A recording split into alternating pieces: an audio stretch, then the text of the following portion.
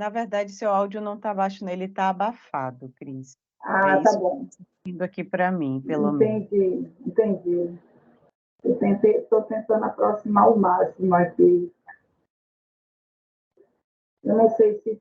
Deixa eu ver, é porque já são 16 horas, a gente precisa começar. Vamos lá. Eu acho que, pelo roteiro aqui, a Carolina vai fazer uma breve introdução, depois a professora, diretora Elisângela, eu faço a sua apresentação, Cris, e você vai ficar pronta para começar, tá bom? Tá bom, ok.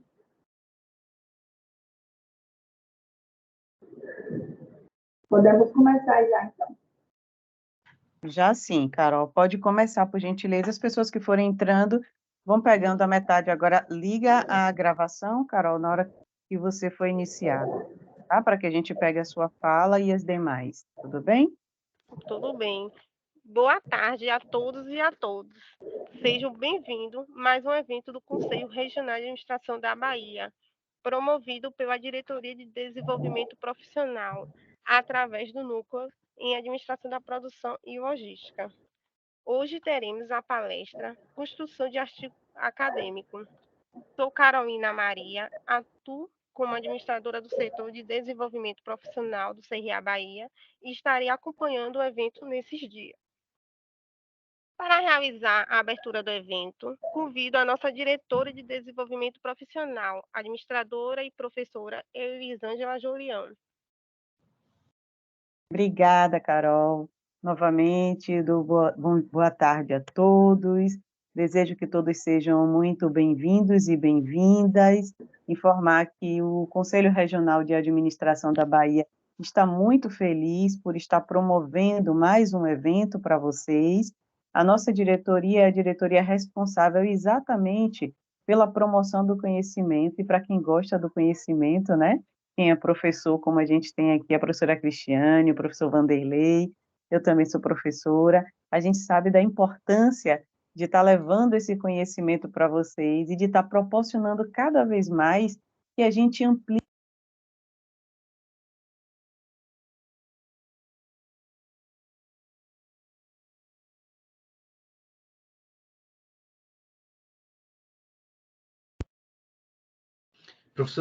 Professora Elisângela, você ficou muda. Pronto, mas Aí. vocês conseguiram me escutar no início ou desde o início Sim, nada? no início, sim. Pronto, tranquila. Então, a construção de artigos acadêmicos é maravilhoso e é maravilhosa, e a gente promover esse conhecimento para vocês e ampliar, né, esse nosso olhar no mundo da ciência é maravilhoso.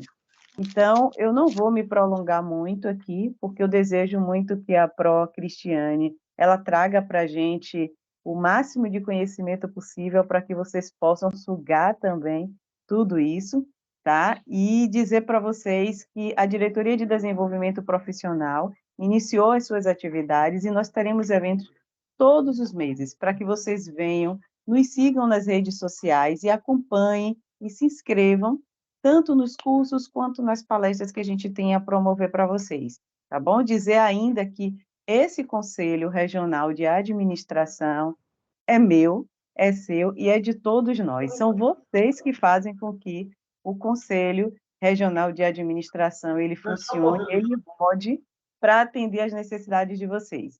Tá bom, gente? Então, agora eu vou chamar o professor Vanderlei, que é o nosso coordenador do Núcleo de Estudos em Administração da Produção e Logística, para falar um pouquinho sobre o núcleo e depois apresentar a nossa professora e palestrante Cristiane, que vai estar aqui com a gente nessa tarde. Muito obrigada pela atenção de vocês. Por favor, professor Vanderlei. Boa tarde, vocês me ouvem bem? Sim. Ok? Bom, eu sou o professor Vanderlei Menezes, estou professor Vanderlei Menezes, sou administrador de empresas, empreendedor, atualmente coordenando o Núcleo de Estudos em Administração da Produção e Logística no seu terceiro ciclo, tá certo? O objetivo do nosso núcleo é promover estudos nessas temáticas que envolvem a administração da produção, que é uma temática ampla, e logística, tá certo? A nossa palestrante de hoje é a professora Cristiane Mascarenhas Leite, nossa colega, tá certo? E ela abordará o tema de construção de artigos acadêmicos. Essa demanda da construção de artigos acadêmicos foi uma demanda inicialmente interna do nosso núcleo, mas que nós observamos da amplitude e da necessidade de poder compartilhar esse tema com os outros núcleos do CRA, e depois a diretoria do CRA, né, nos brindou com a possibilidade de que esse evento fosse aberto para outros públicos, como estudantes de administração, pesquisadores em administração, e a professora Cristiane Mascarenhas Leite, ela é mestre em administração, doutoranda em administração, especialista em gestão de projetos, pesquisadora em gestão estratégica e tecnológica, é professora no IFBA e na Secretaria de Educação do Estado da Bahia, e também, para nossa honra, para nossa alegria, ela é membro do Núcleo de Estudos em Administração da Produção e Logística do CRA. Por favor, professora Cristiane, a casa e agora está com você. Fique à vontade para nos presentear com o seu tema. Primeiro, boa tarde a todos, sejam bem-vindos. Gostaria de agradecer aí ao CRA pelo convite e pela oportunidade de compartilhar um pouco sobre o meu conhecimento aí sobre a experiência que eu tenho aí na construção de artigos acadêmicos, tá? É um desafio grande. Vou avisar vocês que é o seguinte, eu acho que o objetivo aqui, a nossa proposta é um bate-papo mesmo sobre alguns pontos principais aí que estão fazendo parte desse processo. Queria só pedir para a turma que está conectada para deixar os microfones em mudo, tá bom? Para facilitar a escuta e a nossa comunicação. Caso tenham dúvidas, perguntas e comentários a fazer, vocês podem usar o chat para fazer seus comentários e guardar as perguntinhas aí para o final, vão anotando suas dúvidas, que a gente vai ter um momento de conversa aí que vocês vão poder colocar as suas questões, tá bom? Espero que vocês gostem. Tá? Então, o professor Vanderlei aí já me apresentou uma parte aí da minha jornada, e eu queria só enfatizar aqui no meu percurso como pesquisadora, né? Eu fiz a minha dissertação de mestrado na área de gestão de operações e logística, que é o grupo que eu faço parte, de pesquisa que eu faço parte do CRA, e atualmente a minha pesquisa de doutorado, a minha tese, eu estou desenvolvendo aí na área de gestão tecnológica, na administração da tecnologia de informação e transformação digital, onde eu pesquiso tecnologia, inovação, competitividade, planejamento e desenvolvimento estratégico. Tá?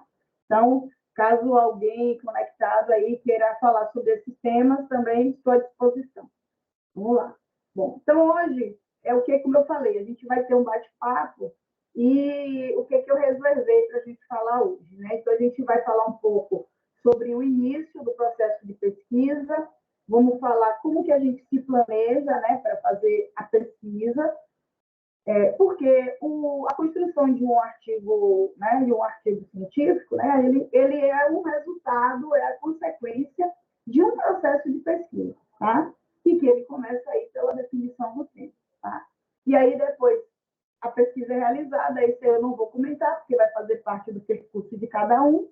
E aí a gente vai focar um pouquinho na construção do artigo, né? Que o artigo é como se você contasse a historinha daquilo que você fez na sua pesquisa, né? E vamos abordar dois temas que eu acho importantes quando a gente fala de pesquisa científica, academia, de construção de artigos científicos, que é autenticidade e ética, e falar um pouco também sobre pesquisa colaborativa, tá bom? Bom, então, como eu falei, para a gente desenvolver escrever alguma coisa, né, a gente primeiro parte de uma motivação, né? Por que eu quero pesquisar? O que eu quero escrever? Não é simplesmente, você está no mestrado, está no doutorado, está fazendo um curso de pós-graduação, ou até mesmo durante a graduação, e aí, ou até mesmo no seu meio profissional, surge uma questão, uma motivação, e você pensa, poxa, eu gostaria de escrever sobre aquilo. Então, essa motivação inicial, ela vai servir como ponto de partida para você desenvolver um estudo, para você desenvolver uma pesquisa, né? Que é o que eu estou falando aqui. E aí, esse tema, né? Esse tema de pesquisa é o que você primeiro tem que definir quando você resolve escrever algo, né?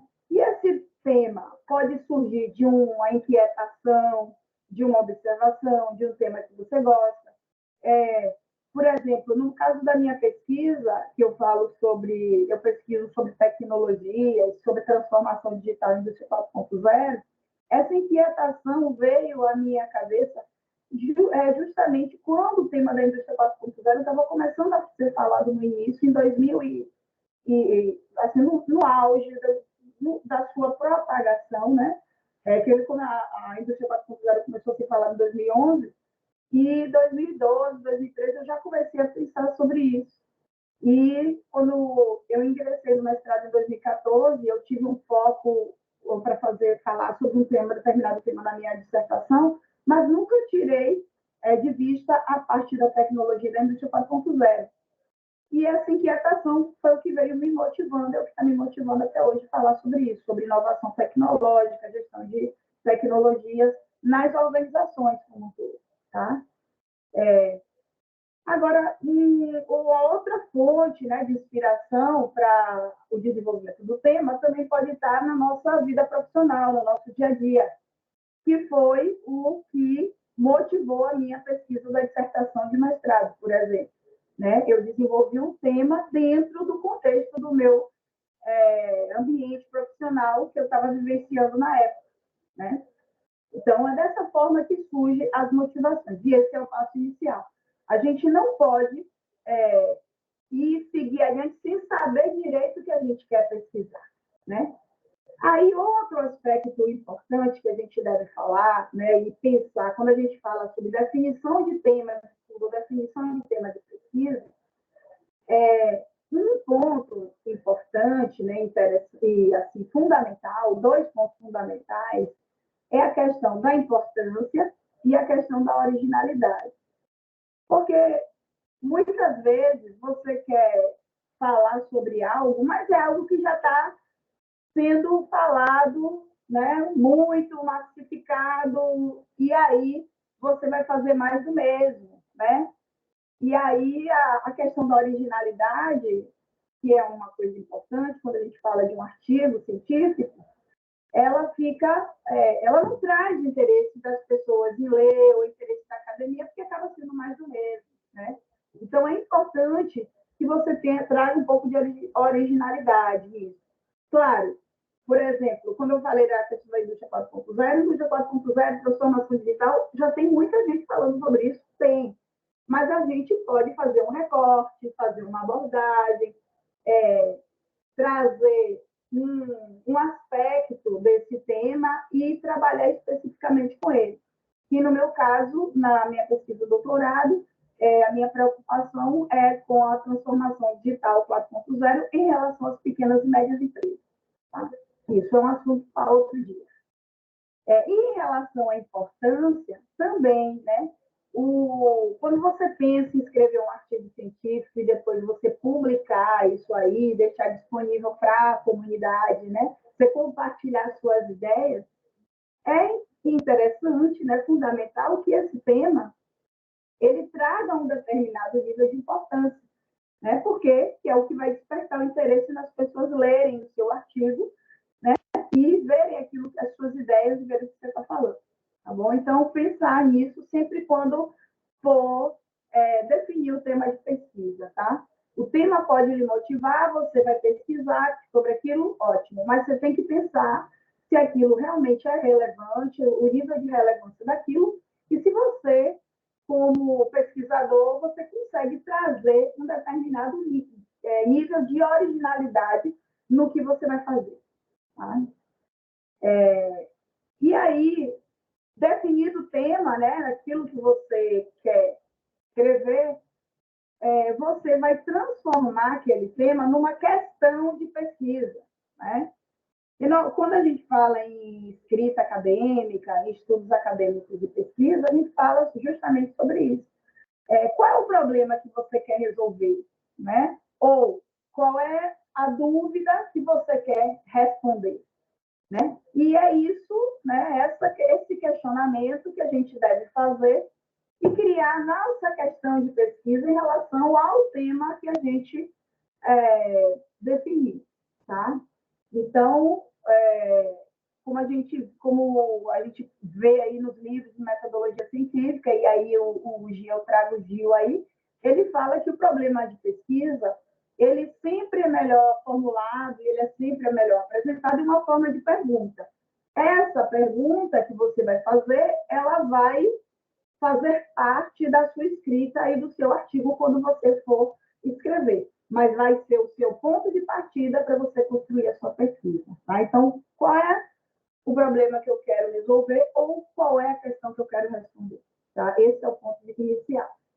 E aí também eu trago esse quadro, né, do Manual de Estilo Acadêmico da UFBA, onde vocês vão poder refletir, né, exatamente esse processo de construção, né, do problema, da questão de pesquisa, né, que é o ponto de partida, como eu falei, o objeto é o tema, que é o foco de interesse, o ponto de partida aí vai ser a pergunta, né, uma dúvida, uma lacuna que você acredita que tem dentro de determinado tema, né, também pode ser, tá?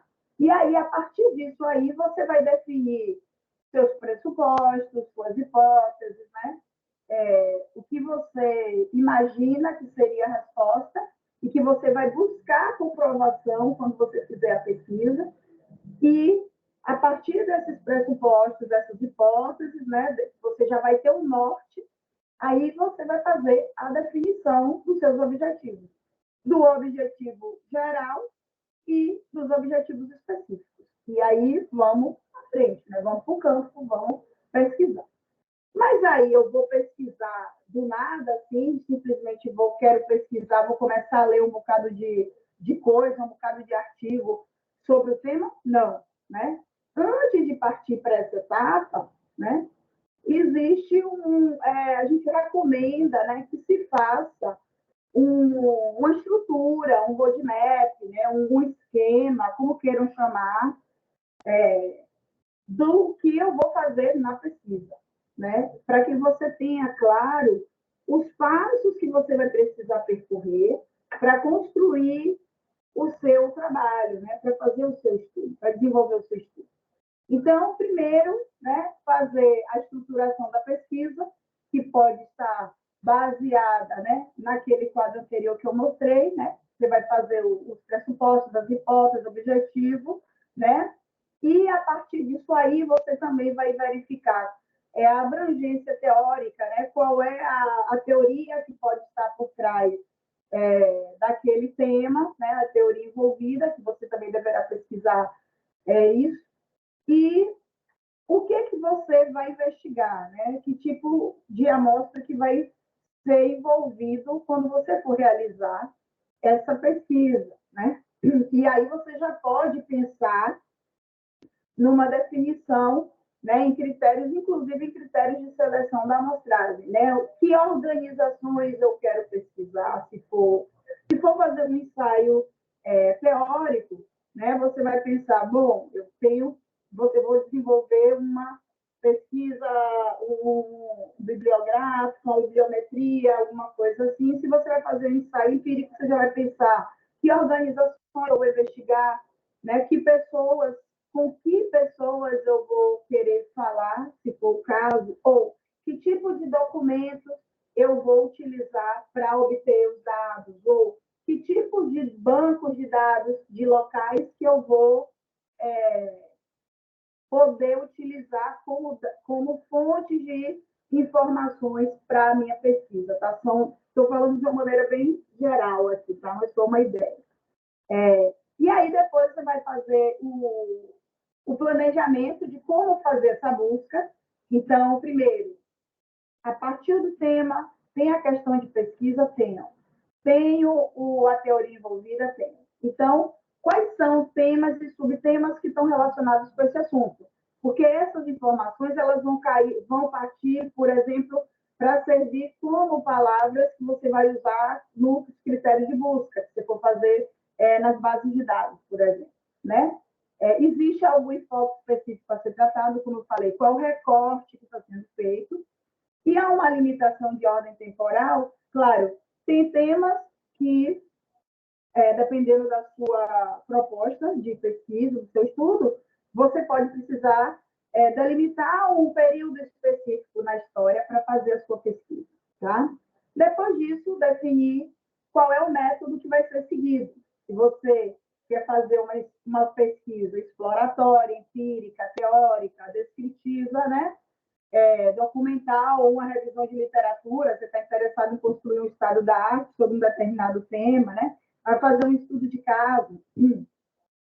E a partir do tipo de pesquisa que foi escolhido, você vai definir os seus passos, o percurso metodológico, porque cada tipo de pesquisa tem as suas características, né? Tem algumas especificidades que é necessário considerar, tá? E, depois disso, executar a pesquisa, né? Fazer a análise e a tabulação dos seus resultados, dos seus dados, né? Tirar suas conclusões e aí partir para a elaboração do artigo, tá? Vamos lá. Antes de falar especificamente da escrita do artigo, dos aspectos relativos ao artigo científico, eu queria destacar aqui, né, alguns aspectos que são importantes quando a gente fala de escrita acadêmica, tá? Lembrar que o que você está escrevendo vai ser lido, né? Então ele precisa ser entendido, né? Então sua linguagem tem que ser objetiva, bem articulada, seu texto tem que ter uma estrutura, né?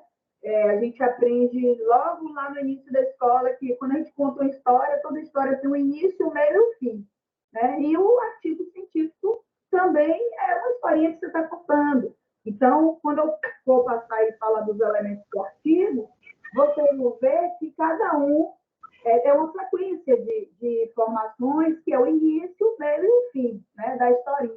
Tá? Então, tem que ter uma estrutura. A gente fala que a gente tem que respeitar e trazer uma linguagem formal, né? Respeitar aí as normas da nossa língua. A gente pode escrever muito formal ou um pouco formal. Eu já vi alguns artigos científicos, por exemplo, existe uma discussão, vou escrever sempre em terceira pessoa. Né? Eu já vi artigos científicos que os autores trazem a primeira pessoa, então eles se colocam, se posicionam e participam ali daquele texto junto com quem está lendo. Né? Então, a questão tem que ter uma linguagem formal, boa. Né? Mas se você quiser escrever o seu texto em terceira pessoa ou em primeira pessoa, aí é uma questão de escolha pessoal e também do objetivo que você vai fazer com esse artigo, né? Se você quer mandar para um evento, se é um congresso, se você...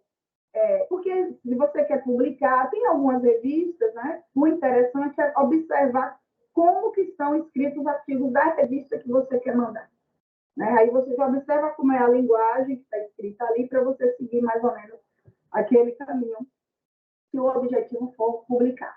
Né?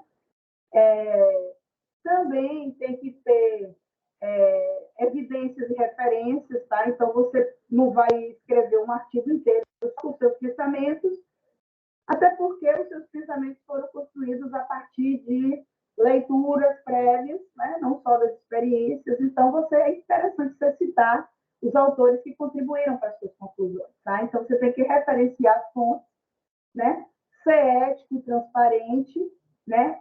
E permitindo a sua reprodutibilidade. Eu vou falar um pouquinho mais sobre isso lá na parte de metodologia. Né? Apresentar os resultados e conclusões coerentes, tá? Às vezes a gente faz uma pesquisa e no final não é exatamente aquilo que a gente pensou no início, o pressuposto ou a hipótese não é confirmado. Isso não quer dizer que você não pode tirar uma conclusão sobre aquele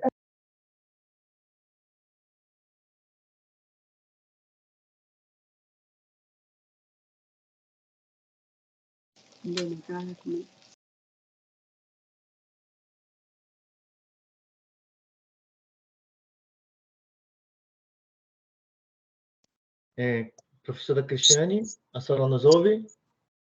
Ficou mudo. Professora Tá mudo. Cristiane deu uma congelada e ficou sem som. Professora? Deixa eu ver aqui no celular o que aconteceu. Um momentinho só.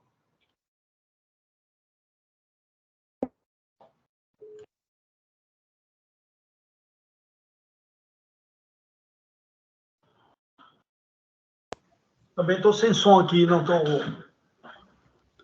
Está sem som, professora. Eu estou tentando contactá-la aqui. Pode ter sido uma queda, tá? Somente.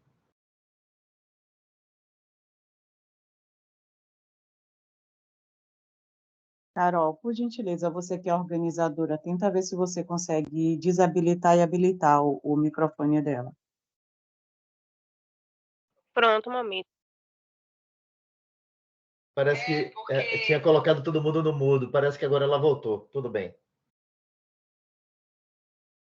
Nos ouve, Cris?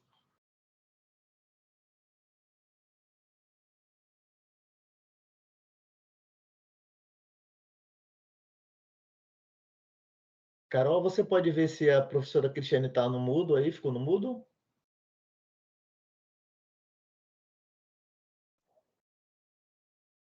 Está me ouvindo agora? Agora sim. Isso. Olha só, gente.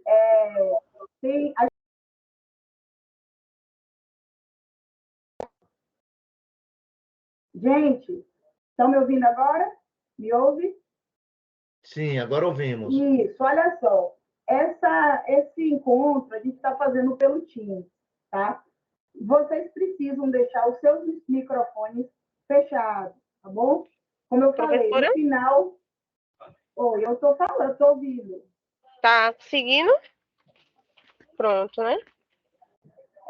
Eu estou ouvindo. É porque... Vocês me ouvem? Estamos ouvindo. Isso, pronto. Pode ser a conexão também, Jorge, mas não é não, porque está aparecendo para mim o comando de mudo. O que acontece é o seguinte, o administrador da reunião, ele tenta colocar as pessoas em mudo, porque atrapalha um pouco o áudio. Então, enquanto eu estiver falando, é importante que todos fiquem com seus microfones fechados, tá bom? Aí. Pronto, agora sim, vamos lá. Vou continuar, então. Vamos lá. Então, continuando, o que eu gostaria de chamar a atenção, né, de algumas coisas que devem ser evitadas quando vocês forem fazer essa escrita, tá? Então, por exemplo, evitar alguns advérbios, né, que dão a ideia de coisa vaga, como, por exemplo, alguns, muitos, poucos, né? Ou alguns advérbios de intensidade, né? Que também muito importante, muito triste, sabe? Extremamente. Evitar esse tipo de coisa, porque quando a gente escreve, quando a gente fala, mesmo que o nosso estudo seja muito original, seja uma coisa muito inovadora, pense e tenha em conta que vai ter alguém que está falando, que está pesquisando sobre isso que você está falando também em algum lugar, tá? Então, a gente se apropria daquilo que a gente fala, mas a gente não é o dono da verdade. Então, isso a gente não pode colocar no texto, tá? E outras coisas também, alguns pontos, né? Algumas observações repetidas, palavras repetidas, né? Prestar atenção nisso, ou essas questões aqui, ó, somos os primeiros a falar sobre isso, ou nunca foi visto, tá? Então, pensem nisso, reflitam sobre isso antes de começar a escrever, tá bom? Bom, e aí falando sobre o que um artigo científico precisa ter, né? Que é o foco principal hoje da nossa conversa. Então, aqui na tela, vocês vão ver a sequência e o que principalmente contém os itens, tá? Quando vocês forem escrever o texto de vocês, o título vai ser o título, claro, o resumo, né? As palavras-chave do resumo em inglês, que é o abstract, o capítulo da introdução e a parte de fundamentação teórica ou de revisão de literatura, tá? Alguns autores não consideram esse item de revisão de literatura e fundamentação teórica como uma coisa crítica importante, ou dependendo do tipo de artigo, né? Tem alguns artigos específicos que não necessitam especificamente desse capítulo, tá? A metodologia, os resultados, a conclusão, ou suas considerações finais e as referências. Tá?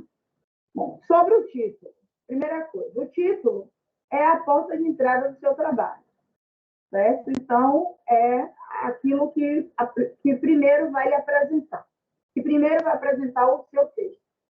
Então, ele precisa ser atraente, né? Ele precisa ser compreensível. Existem controvérsias entre ser curto ou comprido, ou o que é curto ou o que é comprido, mas assim, quando for pensar no título do seu trabalho, pense no mais claro, breve e objetivo possível.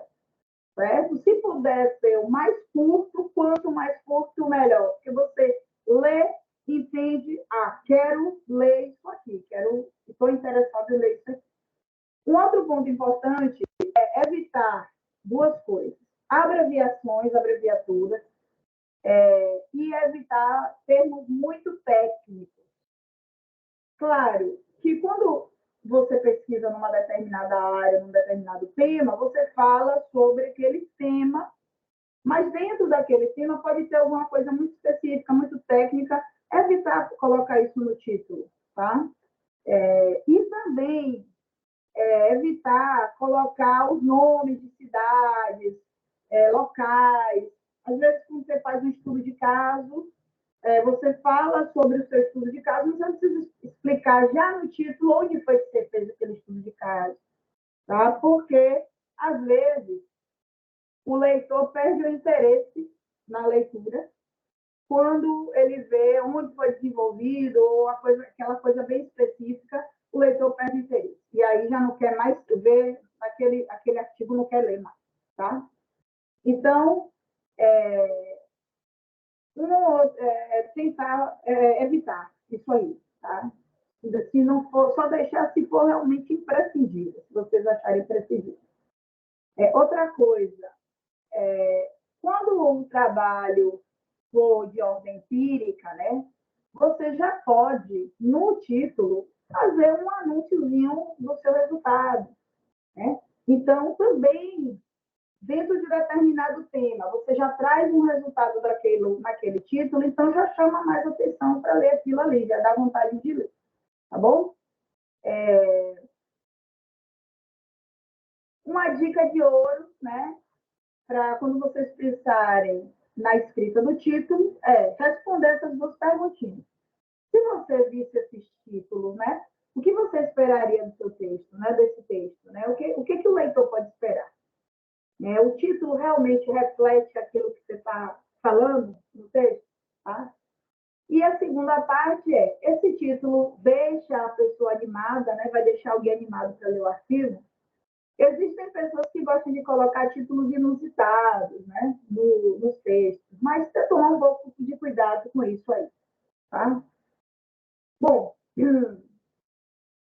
a segunda parte, né, seguindo aí a sequência, a gente vem o resumo. O resumo é um sumário, né, do que você vai falar no texto. Normalmente, entre 150 e 250 palavras é o ideal. Né? Então, não é legal a gente ter um resumo nem muito pequeno e também nem muito grande, né? Porque o próprio nome já fala que é um resumo. Tá? E no resumo, você já pode respeitar uma sequência de informações que você vai escrever. Eu vou apresentar vou falar já sobre isso. E o que é importante escrever no resumo? O que você fez, né? Qual foi a sua intenção, quais foram os objetivos? Descrever como que você fez o seu percurso metodológico, né? Falar dos resultados, já anunciar no resumo os resultados de forma bem sucinta. Por que já falar dos resultados, né, no resumo? Porque a pessoa que está lendo, porque muitas vezes outros pesquisadores, quando eles pegarem o seu artigo para ler, eles vão, já no resumo, procurar saber o que você está trazendo ali de novidade. Então, é importante você já destacar suas descobertas, né, já ali no início. E apresentar também as suas conclusões de uma maneira também bem sucinta, né? Afinal de contas, é o resumo, né? E aí, eu trago aqui, eu trago como uma orientação, tá? Uma sequência do que escrever no resumo, baseado nas recomendações de duas revistas, né? O Jornal Brasileiro de Marketing, a revista de marketing, e a revista Emerald. Eles indicam alguns campos, algumas informações que são obrigatórias dentro do resumo e algumas que são interessantes, se tiver, tá? Então, como eu falei, você pode botar uma linha, né, de uma frase falando sobre o tema que você está falando ali, que já vem direto no seu objetivo, depois explica o método, como eu falei. No caso de ensaio teórico, é recomendado que indique qual a abordagem teórica que está sendo utilizada, né? Falar sobre a questão das lacunas, né? Do que você está trazendo de novo ali, né? Qual é a importância do seu trabalho.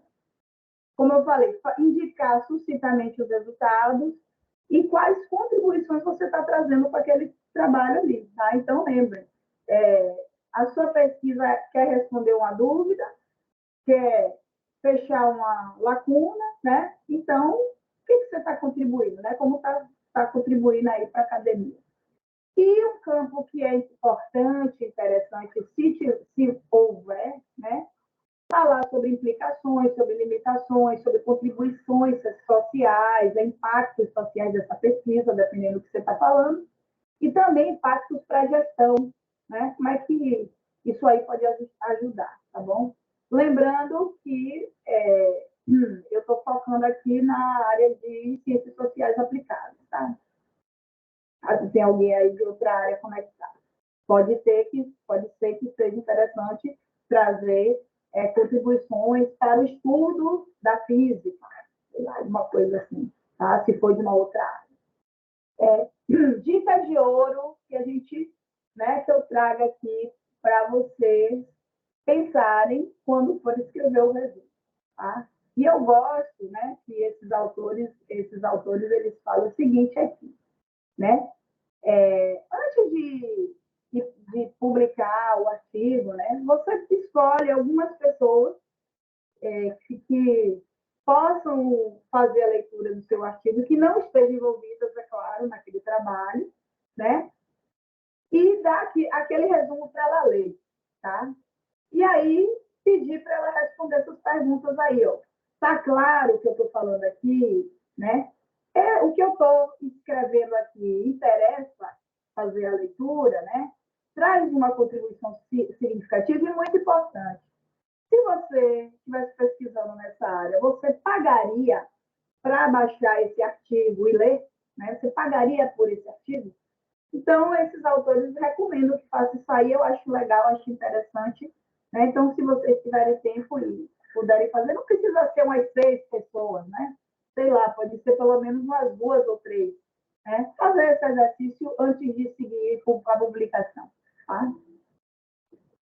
Bom, dito isso, feito o resumo, né? Que você já apresentou o trabalho através do resumo, a próxima etapa é a introdução. O objetivo da introdução é situar, né, o contexto, né, da pesquisa, trazer as justificativas para aquela pesquisa, né, explicar os porquês, né? E aí, na introdução, é na introdução que você fala o seu problema de estudo que você está investigando, você fala os seus objetivos e você explica como de maneira resumida, porque vai ter o capítulo de metodologia, né? Como você fez o seu percurso metodológico, né? Sobre a introdução, algumas reflexões, né? É importante que o texto da introdução seja atrativo, né? Como todo o texto do resumo, mas a introdução tem que ser interessante. Porque também se a pessoa não se interessa muito, tem muitas pessoas que pegam o artigo e já vai direto para a parte de resultado, de discussão, e às vezes na introdução você pode estar trazendo a informação importante que porque o texto estava muito denso, muito complexo, muito prolixo na introdução, porque normalmente na introdução você também usa referência, aí a pessoa se perde interesse por aquele capítulo, né? Perguntar, trazer o contexto no antecedente, como eu falei, inserir a sua pesquisa, em que contexto está inserido, mostrar as contribuições, né? Trazer um texto, como eu falei, coerente, organizado e, principalmente, né, apresente o que você está fazendo ali, né? A apresentação do seu trabalho. E aqui são pontos chaves e fundamentais que devem constar no capítulo da introdução. A contextualização do tema, como eu falei, então você pode perder aí, trazer uns 2 ou 3 parágrafos com isso aí. A justificativa para a pesquisa, trazer a sua dúvida, né, o seu tema de pesquisa, o seu questionamento, que pode ser em forma de pergunta, claro, trazer a sua questão norteadora, falar sobre os objetivos, falar sobre a metodologia de forma sucinta, qual foi o percurso seguido. Comecei pesquisa exploratória, usei a técnica de coleta de dados tal, durante o período tal, em tal amostra, e pronto. Está bem resumido. E já na introdução, você pode dar uma degustaçãozinha das conclusões que você chegou, né, dos seus resultados. Não precisa já anunciar todo o resultado da pesquisa, mas você pode dizer, olha, com essa pesquisa, com esse trabalho, eu consegui melhorar os resultados em 30%, 40%, pode aumentar de 70% para 90%, alguma coisa assim, ou então eu consegui construir uma ferramenta que ajudou, não sei o quê. É isso, tá? Apresenta já dá, porque a pessoa lê a introdução, então realmente vou lá, tá? E o último parágrafo, tá? Esse texto da introdução, eu gosto, né? Recomendo sempre fechar esse texto da introdução com um parágrafo apresentando como o trabalho está organizado, tá? Então, no próximo capítulo será apresentado tal e tal. No terceiro capítulo, a metodologia que foi utilizada. No quinto, as conclusões, para que a pessoa entenda como que está organizado o trabalho. Tá? Agora, eu vou falar sobre a revisão de literatura. Tá? E essa parte de fundamentação teórica. É importante fazer essa etapa antes de partir para o campo, inclusive, tá? Porque é na revisão de literatura que você vai entender se realmente o seu trabalho é original, tá? Para evitar duplicação de pesquisa, da sua pesquisa com outras que já estão no mesmo tema, falando a mesma coisa, né? Para definir mais vizinhanças, para que fique mais claro aí. Às vezes, na revisão de literatura, fica mais claro o contexto ou o recorte que você está fazendo, e aí você consegue, não, vou mais por aqui, eu vou mais por aqui, tá?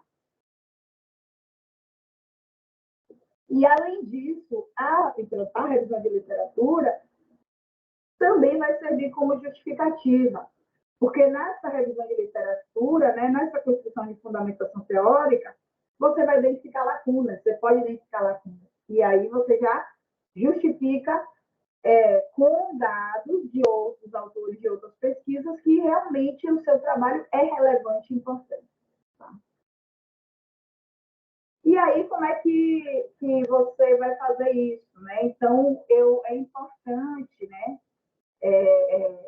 pensar, ter em conta, né, que as informações que você vai fazer o levantamento, você tem que buscar o quê, né? Primeiro, quais são os autores que estão falando sobre o mesmo tema que eu estou falando, tá? Uma forma assim bem prática e interessante para fazer isso é, antes de começar a fazer a fundamentação teórica, fazer uma busca em estudos bibliométricos sobre o tema, né, que você está pesquisando. Nesses estudos bibliométricos, você já vai ter uma ideia de quem são os principais autores que falam sobre o tema que você está falando. Então, é interessante saber o que essas pessoas que já estão na trilha da pesquisa há mais tempo que você, os pensamentos delas, né? Pegar o pensamento dessas pessoas e entender aí onde é que você vai se situar nisso. Entender o que já foi escrito sobre o tema, né? O que já falaram sobre isso de novo, para até entender a questão da originalidade do seu trabalho, tá? Como que esse tema foi abordado, de que forma ele foi abordado, e, de novo, como eu falei, né, quais são as lacunas. Né? Essa fundamentação teórica vai ajudar a identificar as lacunas. Tá? E a fundamentação teórica, né, falando aí sobre conceitualmente, né, é uma revisão de textos relativos ao seu tema de pesquisa. Então, você vai buscar tese, dissertação, artigos publicados, livros, né, que estão relacionados com o seu tema de pesquisa, né? E é uma seleção de leituras, tá, sobre o seu tema de pesquisa. Minha dica de ouro aí para vocês, né, nessa parte de revisão de literatura e fundamentação teórica, é o seguinte: enquanto vocês estiverem fazendo fez a seleção do texto, né, dos textos que vocês querem fazer, você já, quando começar a fazer a leitura desse texto, já vai fazendo o fichamento. Você já abre um Word, um Note, ou se existem ferramentas que você pode utilizar, alguns softwares, né, que você pode usar como auxiliares para essa etapa de revisão de literatura e fundamentação teórica, né, que você já vai fazendo anotações, né, e aí, nessas anotações que você vai fazendo, você já vai guardando, já vai escrevendo os seus pensamentos, você já vai destacando as ideias principais dos autores, né? Você pode ou copiar igual para usar como uma citação direta depois, aí nesse caso você já anota a página para não ter que buscar depois. E também, se você não quiser fazer uma citação direta, você já vai reescrevendo o que o autor está falando, as suas conclusões, o seu entendimento do que ele está dizendo. Porque aquele texto que você escreveu, aquele pedaço ali, já vai ficar guardado, né, para quando você for fazer a escrita do artigo, você usar. Tá? Então, tem muitas pessoas que fazem leitura de vários textos e depois é que vai pensar em escrever. Não, gente. Enquanto está lendo o texto, já está escrevendo, já está fichando, já está anotando insights, que aí você já vai ganhando tempo. Tá? Bom, agora falar da metodologia. Tem pessoas que não acreditam na importância de falar sobre metodologia nos artigos acadêmicos. Gente, é fundamental que você explique como que você construiu aquele estudo, como você desenvolveu aquele estudo. Então, a parte da metodologia é fundamental, tá? Às vezes, a gente tem limitações em relação à escrita do artigo por causa da quantidade de páginas, né? Para não ficar muito grande. Então, mas isso aí vai ter que fazer parte da sua escrita, né? Dela ser objetiva, clara, coesa, né? Trazer as informações mais importantes, tá? Então, a parte da metodologia, ela vai explicar como foi o percurso que você fez para encontrar aqueles resultados, tá? Então, como que você vai ter que... Nessa sessão, você tem que dizer como que você coletou os dados, né? Como você gerou, aonde você obteve essas informações, de que forma que você buscou essas informações e que tipo de ferramenta analítica, né? De que forma você analisou, né? Pode ser uma análise qualitativa? Pode, mas você pode ter usado alguma ferramenta de pesquisa para fazer uma análise qualitativa, tá? E dizer, né? Você fez uma análise qualitativa, quantitativa, né? Em todos os seus aspectos, tá bom? A metodologia em relação à escrita, normalmente ela é escrita em tempo passado, tá? E nesse ponto aqui da metodologia, muito importante é você deixar claro para quem está lendo de onde as fontes de base de dados que você buscou, aonde você pegou, quais foram os critérios de busca, qual foi o período que você fez a coleta, aonde você coletou os dados, qual foi a sua população amostrada, tá? Isso é muito importante. Para quê? Para garantir a transparência do seu processo de pesquisa e também para que qualquer pessoa que leia o seu artigo, o seu trabalho, ela entenda que como reproduzir, como que eu posso refazer essa pesquisa que Cristiane fez, né? Por exemplo, eu fiz a pesquisa hoje, em 2023, daqui a 5 anos, o tema da transformação digital já está sendo abordado de outro aspecto. E aí, outra pessoa pega um trabalho meu e diz assim, poxa, a Cristiane fez desse jeito, vou fazer igual a ela, mais atualizado. Será que se ela ler a minha parte metodológica do meu trabalho, ela vai conseguir fazer igual como eu fiz? Tem que pensar nisso. Então, o objetivo da metodologia é esse, é você dizer o seu passo a passo e garantir a transparência e a reprodutividade do seu trabalho. Tá? E aqui, só para esclarecimento, tá? Porque também são assuntos para serem discutidos e conversados aí em outro momento. Quais são os tipos de pesquisa que podem existir, que aí você vai pensar nesse tipo de pesquisa aí que você vai fazer quando você for pensar no seu processo, né, no seu percurso, na sua trilha de pesquisa, tá? E esses tipos de pesquisa, como eu falei inicialmente, vão chamar determinados tipos de ferramentas de coleta de dados, né? Então, dependendo de qual abordagem, né, metodológica que você escolhe, a técnica para a coleta de dados é mais recomendada.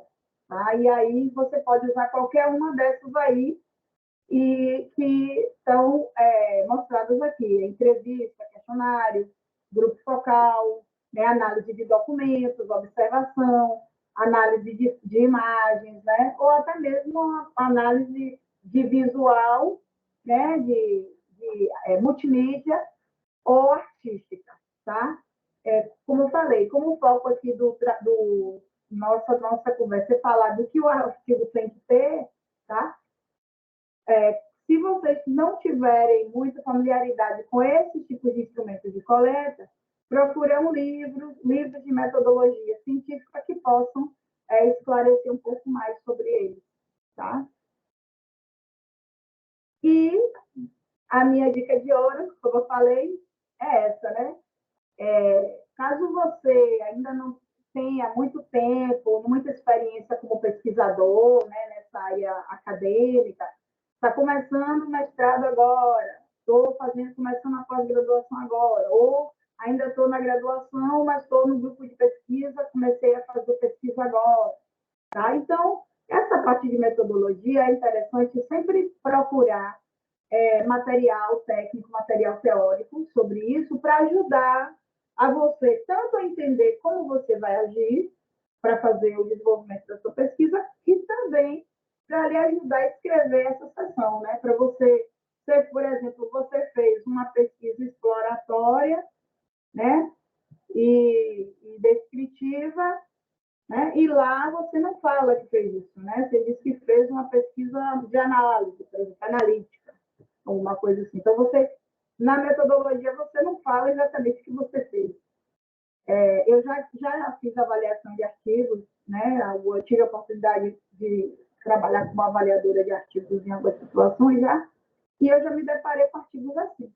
Na metodologia, a pessoa fala que fez uma coisa, quando, na verdade, ela fez outra. Então, existe um pouco de desconexão entre o capítulo da metodologia e realmente o que a pessoa escreveu. Tá? Então, façam isso, tá? Se não estiver seguro em relação à parte metodológica, leia e vai ajudar. Pronto. Aí, vamos lá, né? Você fez todo o planejamento de pesquisa, definiu o tipo de pesquisa, definiu os instrumentos de coleta de dados, e aí foi para campo, né? Trabalhar e coletar seus dados e construiu e achou seus dados estão todos coletados lá. Pronto. Aí você vai tabular esses dados e vai fazer análise. E aí é o capítulo onde você vai apresentar, né, esses dados e esses resultados no seu texto. Tá?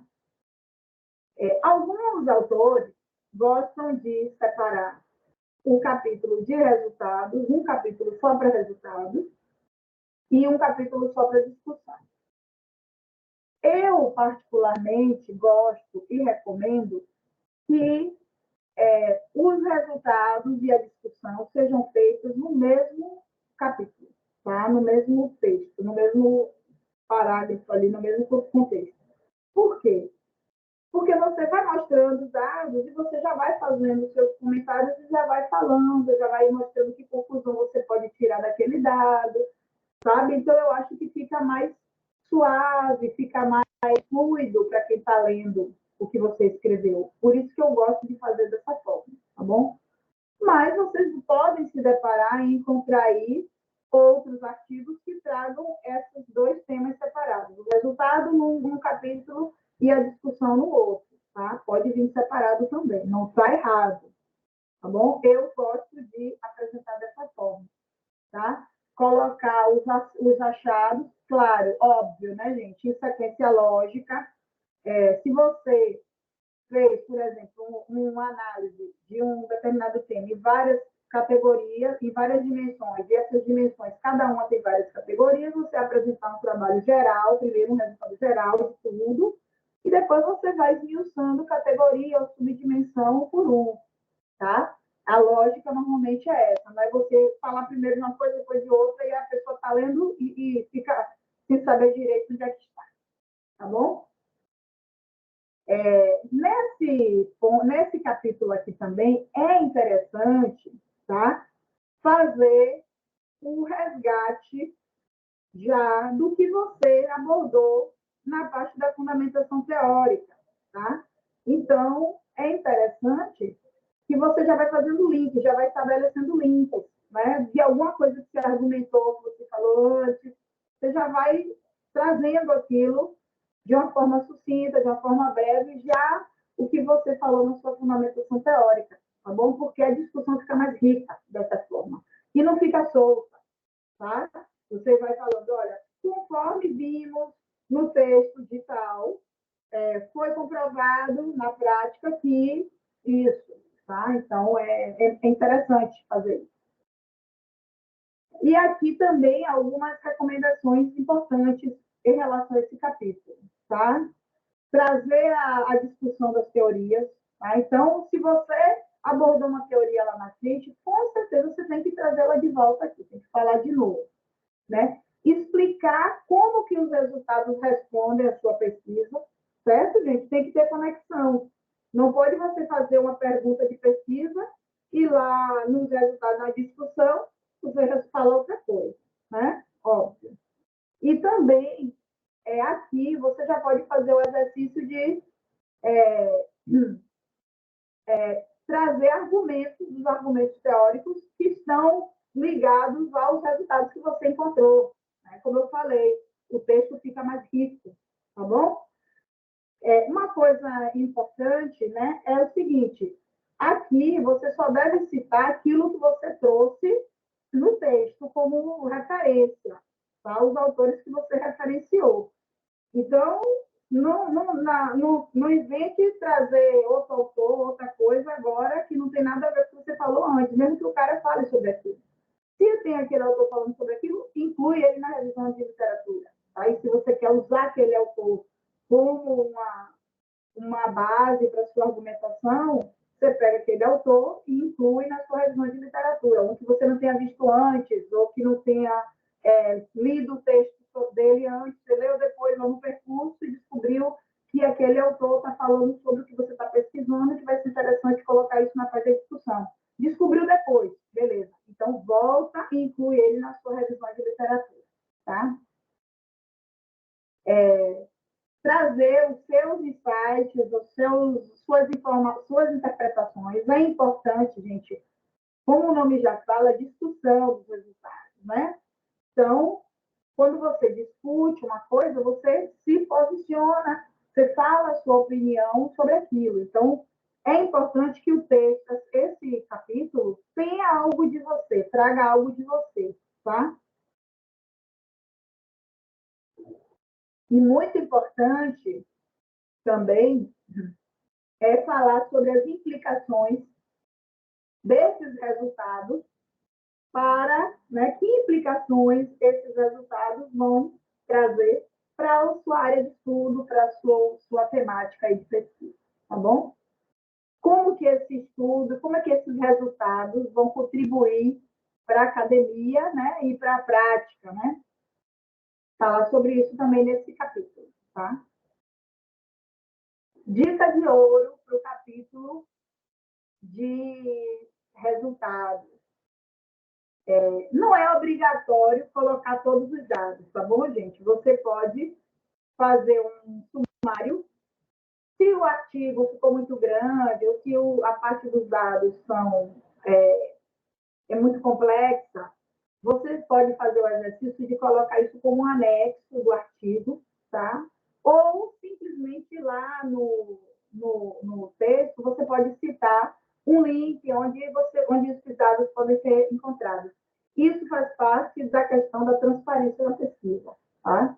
Você deixar esse banco de dados disponível para que o pesquisador possa entrar lá e consultar os seus dados e entender realmente o que vai ser feito, tá, gente? Os dados da pesquisa, eles são seus, né, vamos dizer assim, mas eles, depois que você publica a sua pesquisa e seu artigo está disponível para a comunidade acadêmica, esses dados devem pertencer à comunidade acadêmica. Então, é interessante que você deixe eles disponíveis, tá?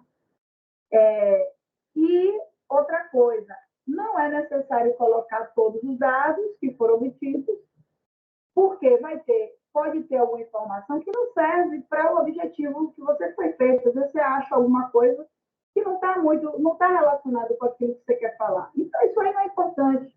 Nada a ver você colocar uma coisa que não está dentro do contexto. Tá? Então, o que não for pertinente, a argumentação que não fizer parte, você não vai usar aqueles dados. E outra coisa, até vou voltar atrás. Se você não vai usar aqueles dados, se aquela informação não vai servir para a sua pesquisa, provavelmente, quando você fez a definição da coleta de dados, da amostragem, do instrumento de coleta de dados, da construção do instrumento de coleta de dados, você errou em alguma coisa. Porque no final você achou coisa que não interessava em nada. Tá? Então, mas se achou, se isso aconteceu, não colocar no texto, para não ficar uma maluquice, né? Como assim? Você está falando sobre isso, aí do nada aparece uma outra coisa, nada a ver com o que você está falando. Tá bom? E, falando aí das considerações finais e da etapa da conclusão, né? É o fechamento do seu texto, do seu trabalho, né? Então, é uma síntese, né? Dos elementos principais que estão no texto, e é onde você vai fazer a finalização aí das suas ideias, do que você está falando, do que você escreveu, tá? Itens importantes, né, que eu penso e que eu trouxe aqui, né, a partir das dicas aí do professor Paulo Figueiredo, que, por sinal, é o meu orientador, tá, na minha tese de doutorado, que nas considerações finais a gente deve mostrar a importância do que a gente fez, né? A relevância realmente, né? Trazer argumentação fazia sentido aquilo que a Cristiane estava falando, né? Resumir os pontos-chave, né, que foram encontrados. Olha, eu consegui, nós podemos aprender isso, nós, né, falar das limitações se tiver e recomendar estudos futuros, tá? A dica de ouro aqui para as considerações finais é o seguinte, né? O que você quis dizer, né? Responder essa pergunta, né? Você refletir. Quando você construir o capítulo de conclusão de considerações finais, né? Pensar da seguinte forma: o que você quis dizer com todas essas páginas, né? Para onde essa pesquisa levou, né? Quais foram as implicações práticas do que você fez, né? Para que vai servir isso aí? E qual é a contribuição que isso aí vai dar para a literatura? Um ponto importante, né, para a gente falar isso em relação às considerações finais, que eu coloquei no slide, mas anotem aí, que eu acho importante e fundamental, é na escrita das considerações finais, colocar se os objetivos foram atingidos, se os objetivos da pesquisa foram atingidos. Então, você revisitar os seus objetivos e trazer eles de novo nessa etapa. Olha, eu estava com o objetivo de responder a essa lacuna, ou encontrar a resposta para esse pressuposto, ou validar a hipótese tal. E essa hipótese foi realmente validada, né, como foi visto na parte de resultados, ou então não. Verificamos que não é verdade essa hipótese, o que anuncia a necessidade de fazer novos estudos sobre o tema, tá? Então, pense nisso aí, ok? Sobre o capítulo de referências, tá? Eu não vou trazer aqui, não vou explicar, né? Eu acho que o foco aqui não é esse, como fazer referência num artigo científico, tá? Como eu falei, isso aí pode ser tema de outro momento de discussão, mas a minha dica de ouro aí para a parte de referência é o seguinte: primeira coisa é vocês pensarem para qual é o propósito do artigo. Eu quero mandar submeter para a revista.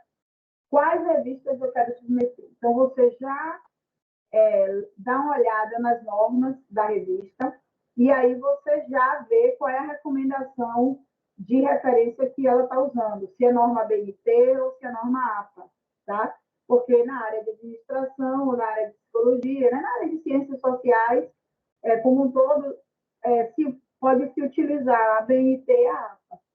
Eu estou vendo uma movimentação para uma maior aplicabilidade da norma APA, principalmente aquelas revistas que têm indexação internacional, tá?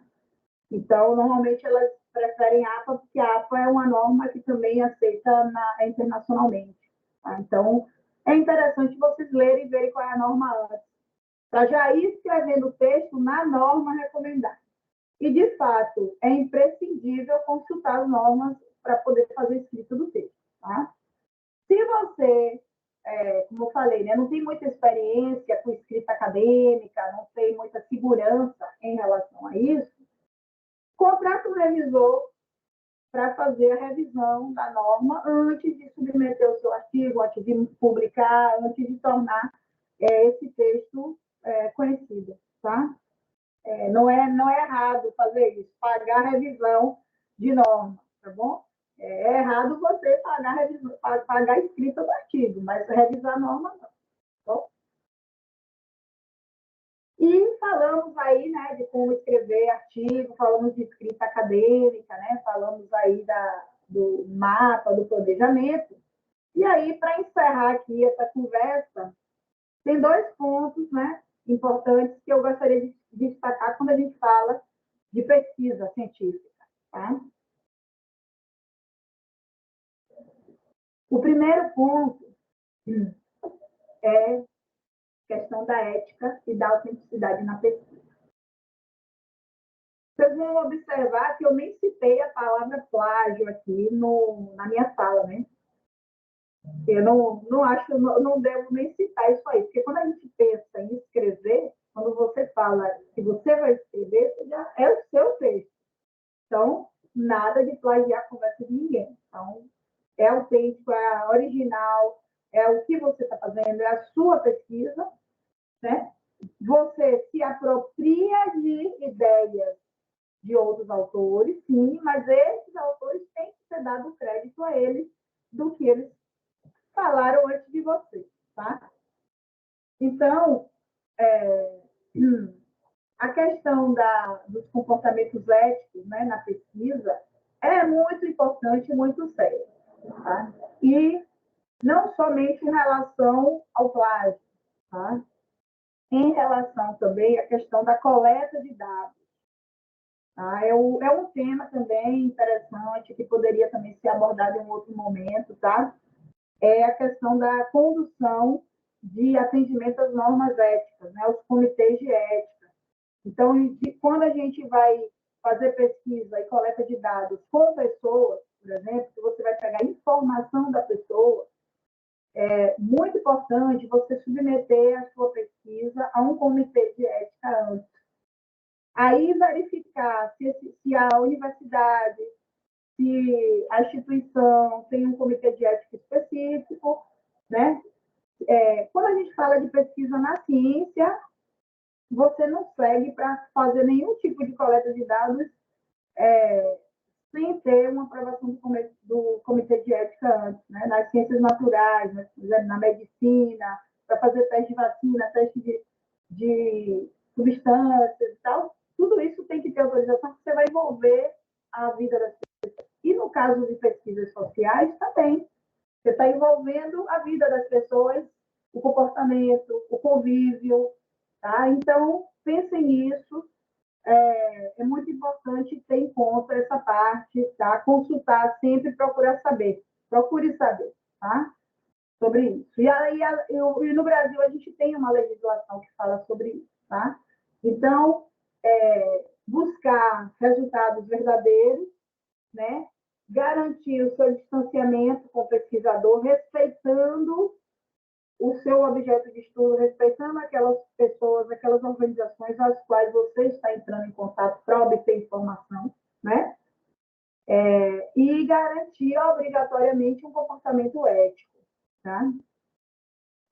Aí, aqui, alguns cuidados importantes em relação à ética na construção do texto, né? E na trilha da pesquisa, tá? Então, tem algumas questões éticas que têm que ser observadas, que é importante, tá? Em cada uma das etapas, na formulação do problema, quando você definiu os objetivos, quando você está fazendo a coleta de dados e, inclusive, quando você está fazendo a análise, né? Como eu falei, respeitar que você está entrando em contato com as organizações, as pessoas, garantir o anonimato dessas pessoas quando você for escrever o seu texto para publicar, né? E também na escrita, na redação do seu texto, né? Verificar se você está fazendo algum viés, está com algum viés, alguma coisa, ou algum problema, né? De preconceito, algumas palavras que não sejam adequadas, tá bom? E, além disso, de novo, gente, ser transparente. Achou, não achou, coloca lá que não encontrou, tá? Nunca inventar dados e informação que você não encontrou. E aí, para vocês refletirem aí depois da nossa conversa sobre ética, né, sobre a questão de autenticidade ética, tem na internet, vocês podem pesquisar depois, a entrevista do filósofo Mário Sérgio Cortella com o Jô Soares, que é muito interessante e até um pouco engraçada, né, sobre a forma como ele aborda, mas é interessante e serve para uma reflexão, tá? Então, deixar esse dever de casa aí para vocês, tá? Só pesquisar lá, você pode digitar entrevista Sérgio Cortella com o Jô Soares. Digita lá no YouTube que já aparece, tá bom? Agora, um outro ponto, né, finalizando mesmo, que eu acho importante citar, é a questão da pesquisa colaborativa, tá? Então, um ponto importante quando a gente fala de pesquisa, de ser pesquisador, é que ninguém faz nada sozinho. Tá? Eu penso nisso muito, eu acredito nisso. Eu acho que não é só em pesquisa, tá? Eu acho que na nossa vida sempre a gente está sendo suportado por alguém em algum momento. E na pesquisa, claro, né? Mais ainda importante, é muito árduo, muito difícil você querer ser um pesquisador individualista, só seu trabalho, sua pesquisa, sua dissertação, sua tese. Gente, quando a gente faz parceria, né, quando a gente encontra outras pessoas que falam a mesma, que trabalham no mesmo campo, né, na mesma área, no mesmo tema que a gente, é muito interessante, porque você tem a oportunidade de trocar ideias, você pode pegar uma pessoa que já está na caminhada um pouco mais que você, aprender mais, aprender com essa pessoa, ou você também pode ver se você está um pouco mais avançado e contribuir para o trabalho do outro. E como consequência dessas parcerias, né, o seu estudo ele vai ser um estudo que vai ter uma qualidade melhor. E, além disso, o impacto do seu estudo no contexto acadêmico também vai ser maior.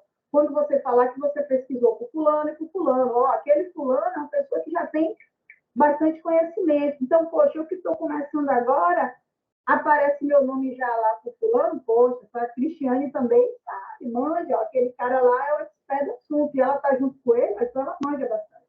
Tá? Então, pensem nisso, né? Pensem que a questão de você estabelecer redes e conexões, né, de redes colaborativas, vai ajudar tanto ao seu índice de publicação, aumentar a sua produtividade, mas também vai trazer outros benefícios, tá bom? Então, para mim, para finalizar, minha dica de ouro é o seguinte: estabelecer e procurar redes colaborativas de pesquisa dentro do seu tema, tá?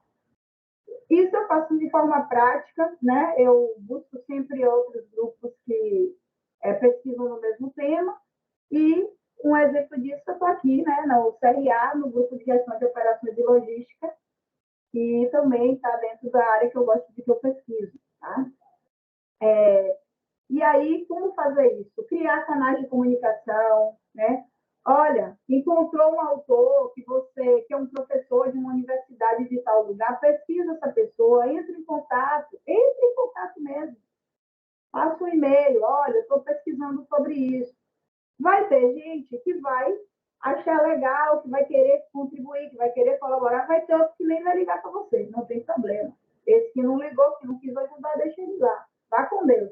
Mas os outros que aparecerem vão lhe ajudar, né? Buscar grupos de pesquisa relacionados com o tema e, sim, construa a sua própria rede, né? Tenha as suas pessoas de colaboração, aqueles com quem você pode contar. Bom, obrigado aí pela atenção. Espero que as falas aqui tenham sido úteis para você. Agora eu vou deixar aberto aí para questões, inquietações e comentários. Pronto. Eu quero aproveitar, viu, Cris? Lhe parabenizar, não podia ser diferente, né? Você ter atendido o nosso chamado para discutir esse tema, que, na verdade, os núcleos de estudo do CRA, eles são núcleos que estão em constante evolução. E uma das coisas que nós estamos discutindo nos núcleos é exatamente fazer essa produção acadêmica, né? Porque isso é importante, porque valoriza a administração, valoriza a ciência da administração e valoriza os seus profissionais. Então, assim, muito feliz com a sua participação. Eu recebi aqui algumas perguntas aqui, as pessoas mandaram para mim via WhatsApp. Eu vou tentar consolidar aqui algumas perguntas. Nós estamos com tempo aqui, estamos tranquilo, tá certo? Mas se alguém tiver alguma pergunta a fazer, pode colocar no chat aqui que eu pego. Eu vou aproveitar começando com as que eu recebi, tá bom? Cris, a primeira pergunta que eu recebi aqui é o seguinte: que dica de ouro você pode dar para tornar mais eficaz e direcionado a pesquisa bibliográfica, a revisão de literatura? Essa foi a primeira pergunta, tá certo? E aí eu já vou colocar mais duas perguntas, porque estão no mesmo contexto, tá certo? Em que local nós podemos encontrar artigos ou texto de referência? Há plataformas grátis ou paga? É caro? para encontrar bons textos?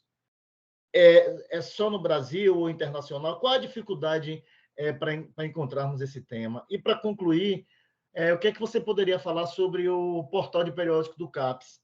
Isso aí foram 3 perguntas que eu juntei numa só, ou seja, como conseguir boas dicas para uma boa referência bibliográfica, localizar bons artigos, textos de referência, se existem as plataformas, se são pagas ou não, e como fica esse portal periódico do CAPES que tantas pessoas falam. Gostaria que você pudesse abordar aí essa questão. Tá, vamos lá. Bom, eu vou começar falando sobre o portal da CAPES, porque aí já ajuda a responder a outra pergunta das bases de dados. Tá? Então, assim, onde encontrar informações e textos que vão servir na fundamentação teórica? Em teses, dissertações e outros artigos publicados. Dependendo do que a pessoa está pesquisando, né, pode ser que utilizar sites específicos do governo também possa servir como uma base de dados, tá bom? De informações, tá bom? Ou site de instituições, né? De uma maneira geral. Tá? Bom, em relação ao portal da CAPES, ele é bom você utilizar a pesquisa no portal da CAPES, porque ele traz algumas bases de dados que são interessantes e que são consideradas confiáveis para a pesquisa acadêmica, que é o Cielo e o Scopus, eles estão dentro do portal CAPES. Né? Então, quando você entra lá, você já consegue pegar dados desses portais, dessas bases de dados. Eu recomendo que não faça só a busca pelo Google Acadêmico, tá? Que use uma busca nesses portais, no Cielo, no Scopus, tá? Agora, como fazer isso? Eu não vou, aqui, pela questão do tempo, eu não vou entrar no detalhe de explicar como fazer uma consulta. Mas a minha dica de ouro para vocês é o seguinte: existem algumas tutoriais disponíveis na internet que eu, no início da minha pesquisa, eu usei, tá?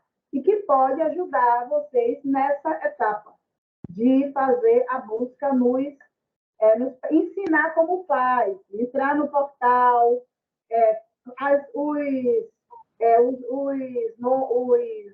palavras-chave que vão ser utilizadas.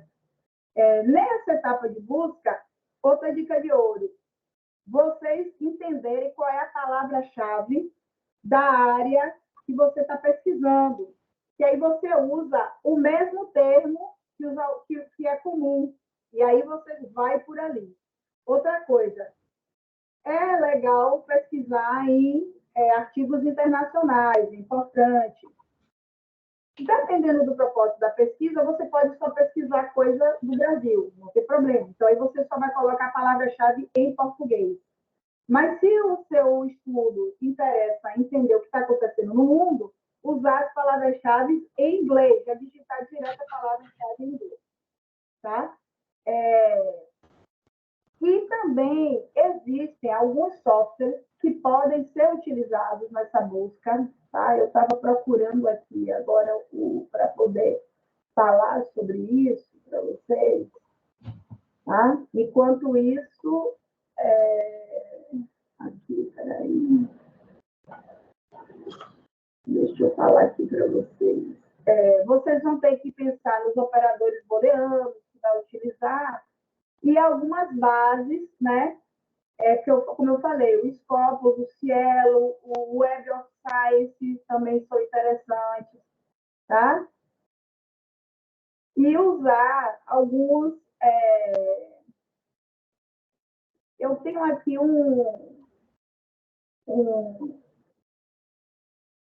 Tem na internet, tá? Os vídeos que vocês vão poder fazer o acesso, direitinho e entender como fazer essa busca.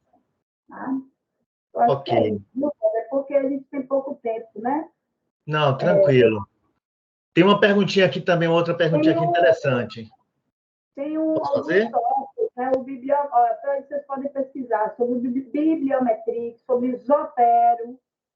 Procure saber aí. O Zotero é uma ferramenta de pesquisa muito interessante que pode ajudar nessas revisões sistemáticas de literatura, tá? Um que chama... Depois eu vou ver se eu consigo escrever aqui no site. Tem algumas ferramentas de busca que ajudam, tá? O Ryan e o Persifal, que chama, tá? Eu vou ver se eu consigo escrever aqui no chat. Vamos lá. Beleza. Posso fazer outra pergunta? Chegou aqui? A outra pergunta que chegou aqui é o seguinte. Para definir o problema, né? Porque você vai fazer um artigo acadêmico, logicamente, em cima de uma pesquisa científica, né? Seja ela em qualquer área, inclusive na área das ciências sociais. Quais os principais erros, quais as principais pegadinhas que devemos evitar quando da definição do problema de pesquisa? Vamos lá. Não entendi.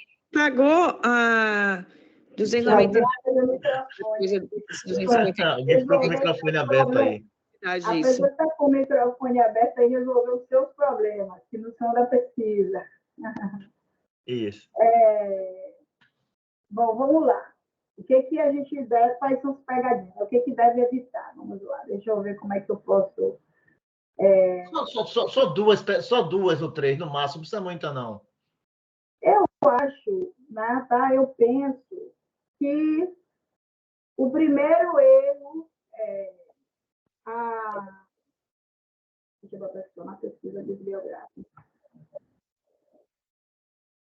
O primeiro erro que a gente deve evitar, talvez o principal, na definição do problema de pesquisa, tá?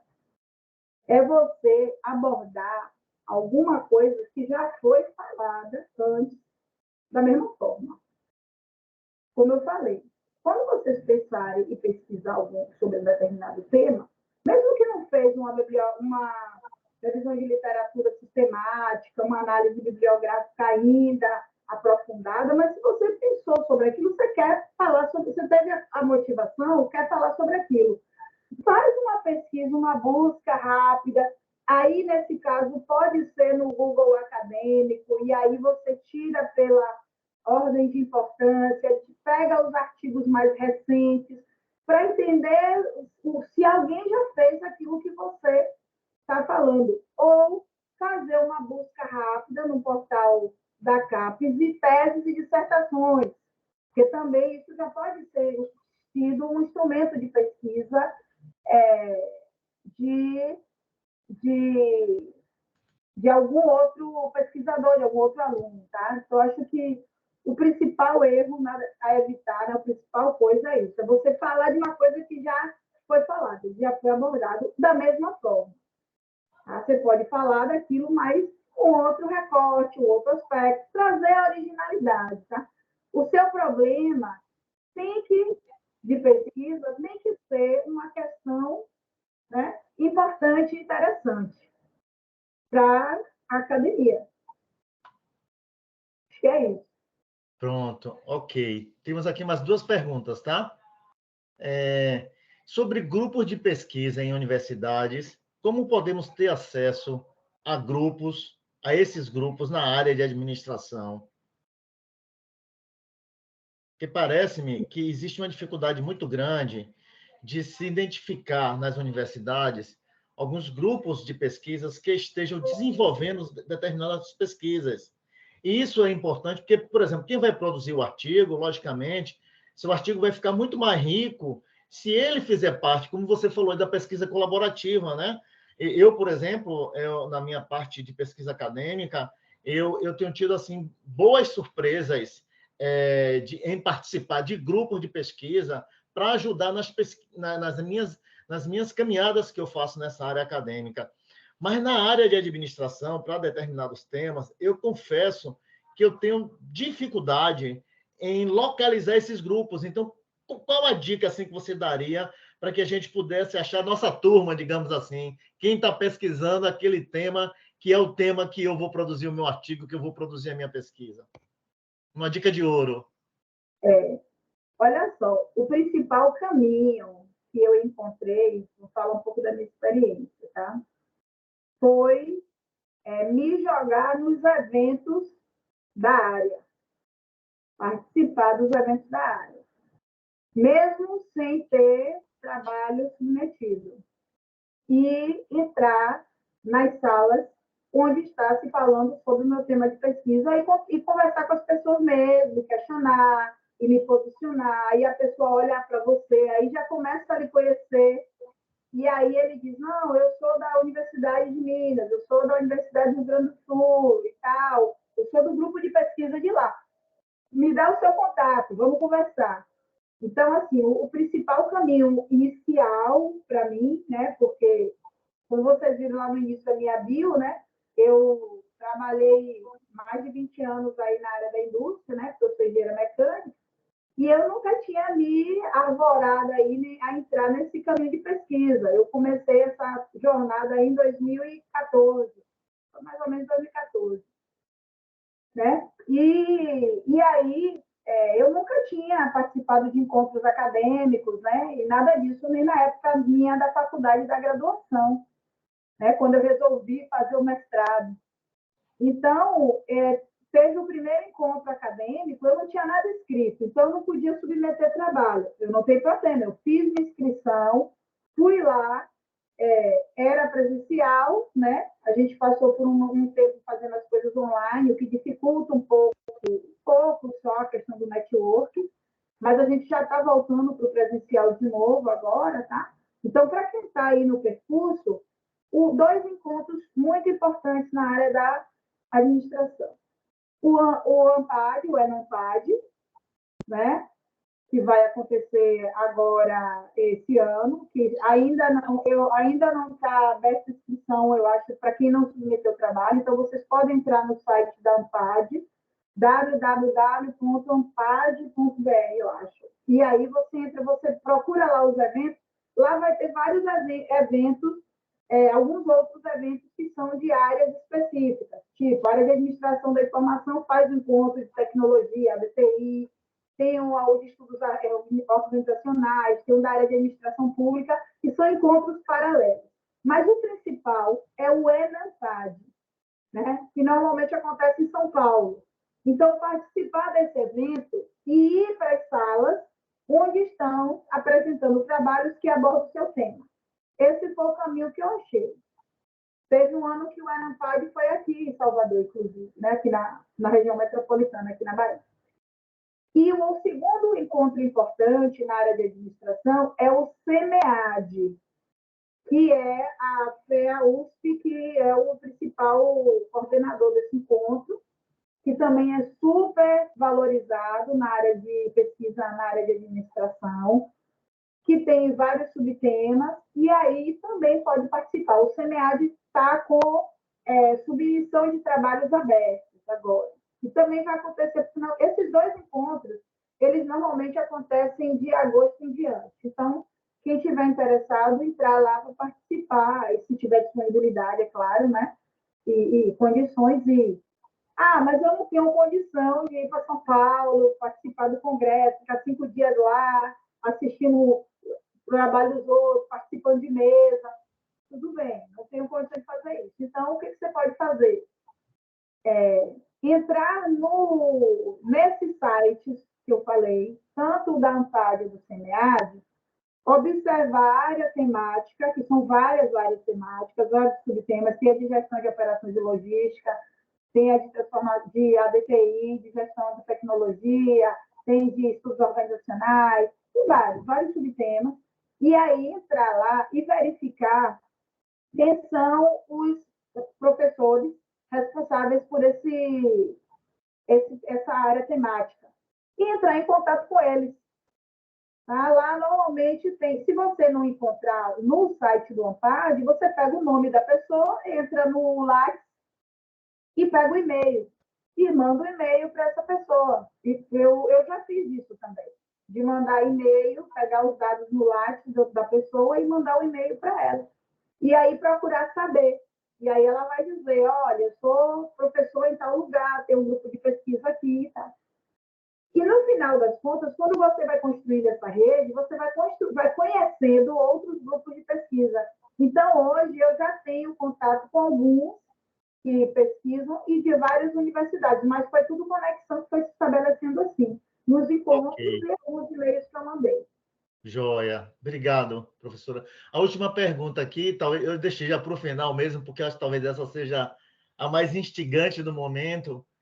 Qual é a sua opinião, né, e como você vê a inteligência artificial, né, o famoso ChatGPT, para a elaboração de artigos acadêmicos? O que é que você acha?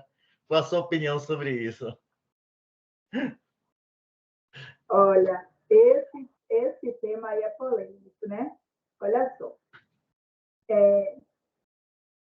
Em relação à minha realidade, eu vou falar para vocês, eu ainda não estou usando, tá? Não procurei saber como funciona, tá? Porque hoje eu estou envolvida na minha pesquisa e minhas atividades profissionais não estão me dando tempo de imergir nessa área do ChatGPT para a pesquisa acadêmica.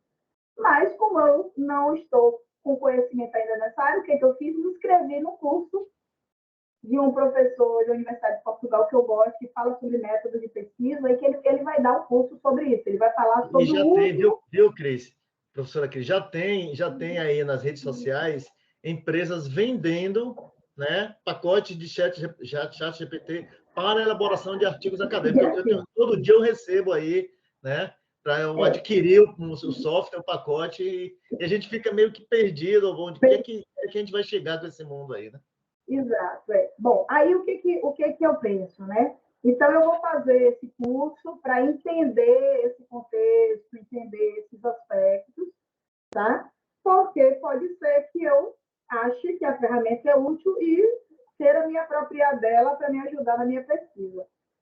Eu sou do pensamento que as tecnologias elas vêm para agregar e para ajudar a gente. Elas não podem vir para prejudicar, tá? Então, eu acredito que o ChatGPT ele deve ajudar na pesquisa, mas vocês não devem deixar o ChatGPT com a responsabilidade de dizer conduzir, né? Conduzir a sua pesquisa, conduzir o seu artigo. Inteligência artificial para fazer uma coleta de dados numa base, excelente. Por quê? Porque a inteligência artificial vai fazer aquilo de maneira ótima. É muito melhor que você, é fato. Mas esses dados que a inteligência artificial análise crítica, tabulou e gerou gráficos, você é o responsável por fazer análise, por tirar as conclusões, por trazer as contribuições. Então, eu acho o seguinte, vocês, como pesquisadores aí seus percursos, pode usar o ChatGPT? Pode, mas não deve ficar escravo dele, até porque, gente, eu falei 2 slides aí sobre ética. Eu não acho que seja ético você só usar a ferramenta eletrônica e você não precisa fazer nada no artigo, entendeu? Usar a ferramenta não faz mal, não. Né? Não houve a criação, não houve a intervenção em um problema, em uma solução que efetivamente traga um resultado. Uma coisa que eu até me questiono muito hoje, somente nessa área das ciências sociais, que é a área da administração, da necessidade das pesquisas acadêmicas se transformarem em intervenções para a sociedade, né? De você trazer somente a produção do artigo, a divulgação do artigo, né, da dissertação, da tese e tudo mais, do livro escrito, mas que você possa, por exemplo, atualmente eu tenho estudado uma coisa interessante, é como eu trazer do mundo acadêmico, né, os resultados das pesquisas sociais, por exemplo, para as empresas de inovação, que são as startups. Exato. Por isso que eu até coloquei assim, hoje eu estou professor e empreendedor. E uma das coisas que tem me motivado é exatamente isso, é você poder, né, digamos assim, materializar uma pesquisa acadêmica, né, um estudo acadêmico na área das ciências sociais, trazendo efetivamente um resultado quantificável para a sociedade, né? E isso somente vai ser feito se for uma pesquisa feita com qualidade e não algo copiar e colar, porque copiar e colar... E se for uma pesquisa feita por você, porque o que a inteligência artificial faz é buscar informações baseadas em padrões, né? E essas informações que estão disponíveis foram informações de outras pessoas. Então, de novo, eu não acho ético você se apropriar das ideias de outras pessoas e dizer que elas são suas, sabe? Então, eu tenho essa visão sobre o uso da inteligência artificial no mundo dessa forma, no mundo acadêmico, no mundo da pesquisa dessa forma. Eu acho que deve lançar mão delas, sim.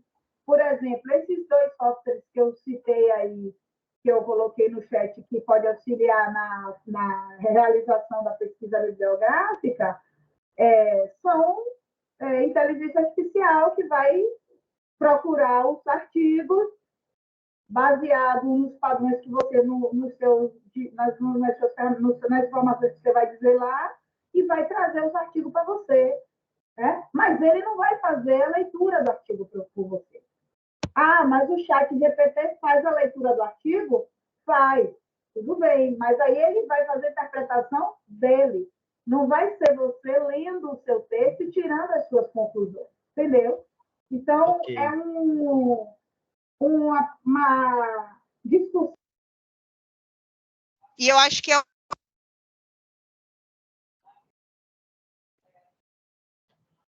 Oi, professora? Oi, Professora? Professora?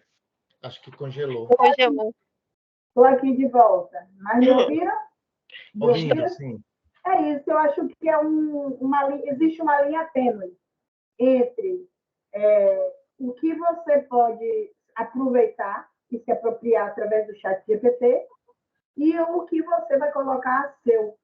Né? Porque eu acredito também que a gente, como pesquisador, como professor, como acadêmico, a gente tem, como foi o que você falou, Wander, a gente tem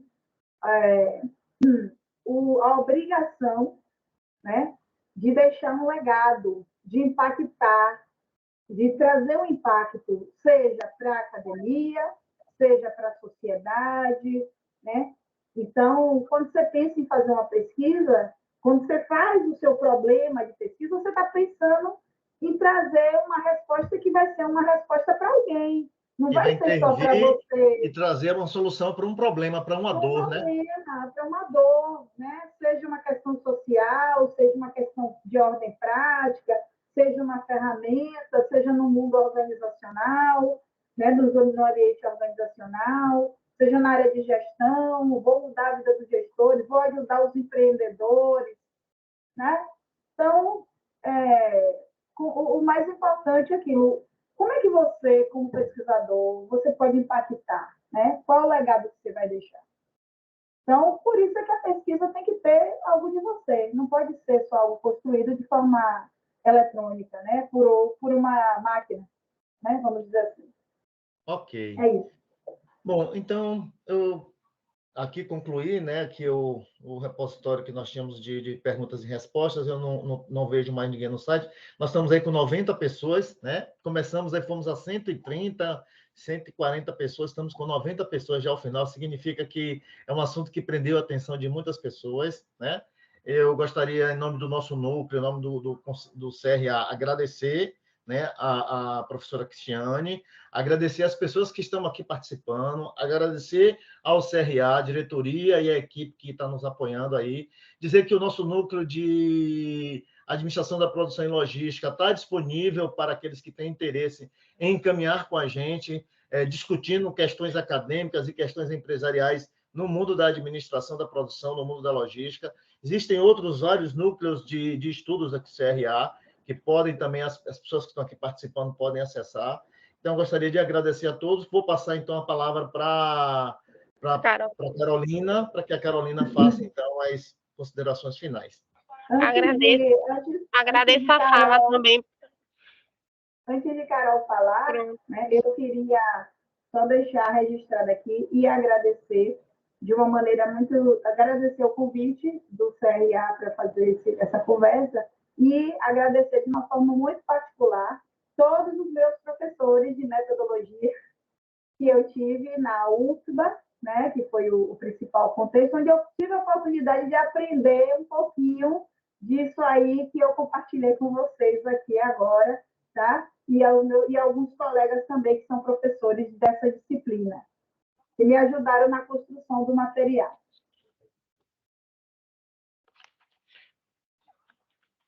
Ok. Pode ficar à Professora, vontade, Carolina. gostaria também, em nome do CRA, agradecer pela palestra, excelente conteúdo, agradecer também ao professor Vanderlei por fazer essa intercalação, né? Disponibilizar essa tarde de muito conhecimento e agradecer a todos que estão participando do evento e pedir para continuarem acompanhando as redes sociais, que vamos disponibilizar outros cursos, outras palestras. Ok. Ô, Carolina, só me tira uma dúvida. Esse material, então, a gravação e a apresentação vai poder ser disponibilizado para as pessoas, porque muita gente perguntou isso aqui no chat, tá? Vamos sim, vamos disponibilizar no canal do CRA Bahia, no YouTube. Ok. Ok, muito obrigado, então, a todos. Né? Desejo aí uma boa final de tarde, início de noite, um bom São João para todos vocês, aí as festas juninas, né? São João, e que Deus possa proteger a todos nós, tá bom? Um grande abraço Obrigada. e até o nosso próximo encontro. Bom São João para todos. Depois, Carol, só verifica a questão da apresentação, que eu acho que alguém está querendo aí a E apresentação. por e-mail, Tá? sim. Eu vou mandar a apresentação em PDF aí. Você pode colocar lá no nosso grupo lá do núcleo e eu passo para o CRA. Pronto. E aí depois o CRA manda para os e-mails aí dos inscritos, das pessoas que solicitaram. Tá bom, gente? Bom São João para todos. Obrigada, professora. Obrigada, professor Vanderlei. Obrigado, professora. Ok, pessoal. Um grande abraço. Obrigado, professor. Ok, um grande abraço. Deus abençoe, viu? Ótimo material, Amém. ótima palestra. Obrigado, gente. Sensacional, professor. Muito obrigado mesmo. Falando aqui Sensacional. de São Paulo, capital, viu? No centro de São Paulo. São Paulo, capital. Que legal, Obrigado, bacana aí. E eu de Catas Altas da Noruega, em Minas Gerais. Entregou muito, muito Oh, obrigado. que legal, que massa, que porreta, como diz aqui na Bahia. Que bom. Que bom. Que legal, obrigado. Quem está lá do sul de São Paulo, aproveita a dica aí, vai lá no PAD. E no SEMEAD, está pertinho, já está por aí. Isso. Tchau, tchau.